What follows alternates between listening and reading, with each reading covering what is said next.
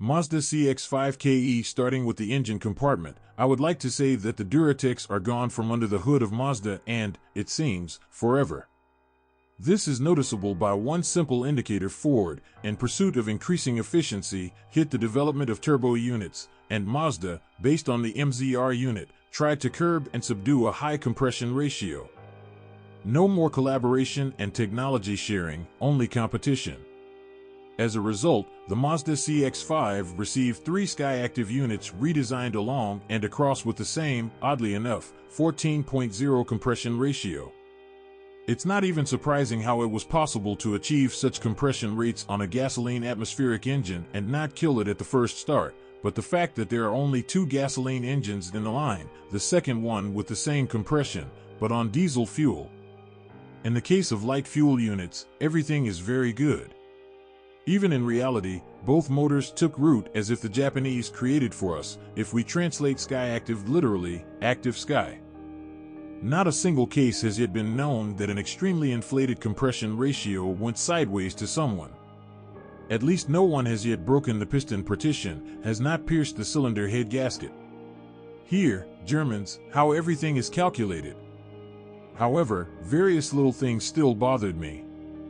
Most often, owners of gasoline CX-5s complain about vibration at idle, and a definite solution to the problem is still unknown.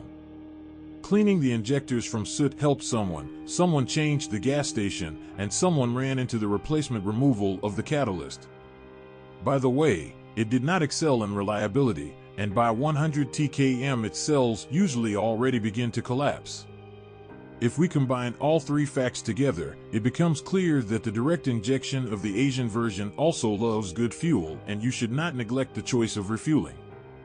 The Mazda CX-5 has some troubles for those who ordered and fully used the iStop system, known from German models as start-stop.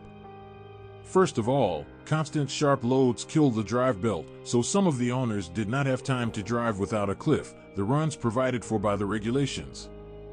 "Glory to the engineers," exclaimed the owners, having learned that the timing is driven by a chain, otherwise the appeals to dealers would not be so emotionally restrained. I did not spare iStop and the battery. Frequent activation of the starter did not allow and still does not allow the battery to charge normally. The new management program obtained from the dealer solves the problem, but partially the battery still dies earlier than the owners would like from it, who determined that the average battery life is 2 to 3 years. By the way, the malfunction is also among the shortcomings of one competitor, also a Japanese Nissan Qashqai J11. So let's assume that this is a normal payment for fuel economy and clean air. Usually, if the lubricant decides to leave the technologically advanced Skyactiv, it does so through the valve cover gasket or through the phase change valve. In general, things are pretty good with Mazda's gasoline lineup. Bravo! While the European VAG is disentangling the consequences of the Dealgate with a big spoon, the Japanese have brewed their own kitchen and tried to create their own, but only an honest heavy fuel engine that would drive well and not pollute the air with soot. With this, they seem to have succeeded, but somehow it didn't work out to make a diesel engine even relatively trouble-free. Mazda CX-5 with a 2.2-liter unit, and so it is very rare, and those that are overgrown with complaints about 2 weak points, the turbine and camshafts. Neither the snail nor the timing, according to the owners, live more than 150 TkM. Otherwise, there are no questions to the motor. One thing you definitely shouldn't worry about when owning a CX-5 is the automatic. Not to say that he has no weak points at all, but if you bother to periodically change the oil in the box, then it will reward you with carefree operation for many years. The first breakdowns of the automatic transmission, or rather the torque converter, were recorded at runs over 200 TkM, and those, for the most part, fell on the version with the older engine. Happened with the CX-5 boxes and completely petty malfunctions. Well, how petty? If you do everything yourself, then the elimination of the manufacturer's defect will cost only the time spent. If you go to the dealer, you can hit an amount that is quite common for Mazda sellers and simply indecent for the owner of a compact, unremarkable crossover. The essence of the breakdown lies in the banal wear of the gearbox selector limit switch.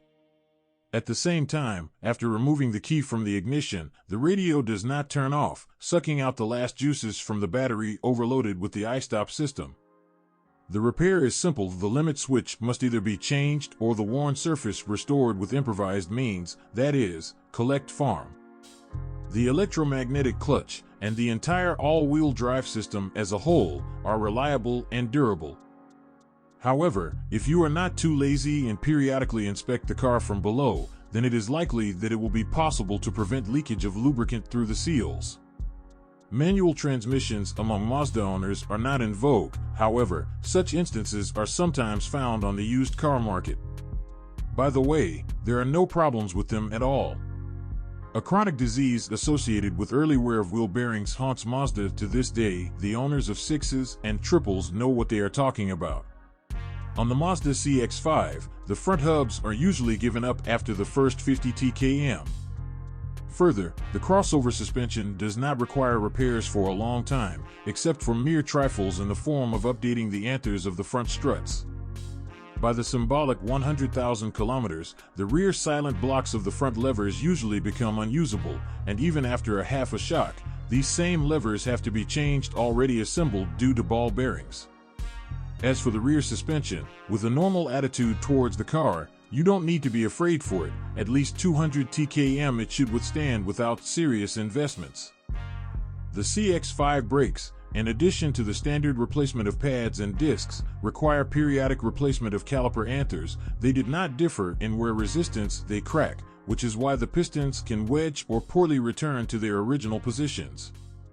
As for the bodywork, questions about the car are also superficial and absolutely uncritical. The body does not rust, the paint does not fall off in pieces, the hinges do not sag. The owners are only worried about the windshield, or rather its excessive susceptibility to the appearance of chips and cracks, which is why it is necessary to put Chinese counterparts, because the cost of such a low-quality original does not fit into any reasonable framework. Marked in the list of weaknesses and daytime running lights, which can start blinking or even stop giving people light. Dealers in this case will stupidly offer you to change the headlight assembly. A competent auto electrician simply resolders the diode or converter after finding the truth. So choose what to do, stupidly or simply. The interior of the Mazda CX-5 looks expensive, but as you use it with all its appearance, it makes it clear that it is not a premium class, or even a Volkswagen. On the one hand, this allows you to most accurately identify the mileage when checking a used car. On the other hand, it somewhat discourages the desire to buy it. Here is such a vicious circle. Seriously, the front seats, or rather their sidewalls, which are noticeably pressed into the first 10,000 kilometers, are the first to suffer physically and, possibly, morally. The leather steering wheel, which keeps its rounded shape, but at the same time loses its epidermis, was also not the most wear-resistant. By 100,000 kilometers, the steering wheel will look something like this. The plastic steering wheel wears out even faster. Oh, and don't forget the crickets. The first individuals usually appear after the first 50 TkM and are based in the right or lower part of the panel. With the electrics of the overseas crossover, like many other Japanese, nothing bad happens. It happens that the owners, for no reason at all, stopped folding one of the side mirrors, but the point here is still not in the electronics, but in an ill-conceived plastic drive. In general, there are few complaints about the quality of the Japanese. Not the 105th Cruisac, of course, but far from a Peugeot either. If someone has questions, then they arise mainly to the cost of parts, not to reliability. As the owners of the crossover themselves say, owning a CX-5 with a mileage of more than 100 TkM is like driving a Mazda and repairing a neighbor's BMW, but only on the condition that a slanting Japanese woman brakes much less often, and this cannot but rejoice. When choosing a used car, you can notice how many cars are on sale, which are according to the Autotico with an indication of expensive repairs. The reason for this truly unexpected phenomenon is the same expensive spare parts. Many dishonest car services, and even the owners themselves, thus earn on insurance payments after some kind of light accident. On paper, half a car was changed, but in fact a couple of parts were tinted. In general, you will have to look for broken parts. In fact, and not according to electronic databases. Ask for a car check. A well-maintained CX-5 after 100,000 kilometers feels good and only reminds of the kilometers traveled by the interior with squeezed stained seats and appealing steering wheel. However, the snag is just the same in the owners, who clearly did not calculate their strength or simply spared money for normal service. When looking for a used car, you usually come across properly neglected cars with Chinese parts, and finding something worthwhile is extremely difficult.